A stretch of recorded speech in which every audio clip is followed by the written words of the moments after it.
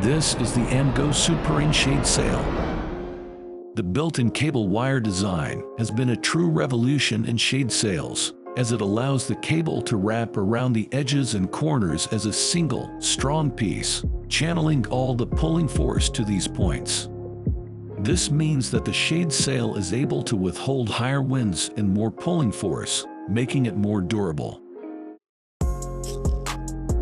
The shade sail's fabric is constructed from a permeable, woven, and high-density polyethylene material, weighing 260 GSM. Additionally, the extra-thick, commercial-grade fabric is free to do its job of blocking up to 98% of UV and sunlight without any compromise in performance, for stainless steel screws are the key to ensuring the strength.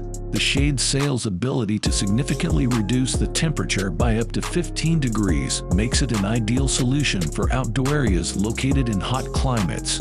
How to get the right measurement? If the distance between the mounting points is 19 feet by 19 feet, it is recommended to provide a 0.5 feet to 1.5 feet allowance for the connecting hardware kit at each corner.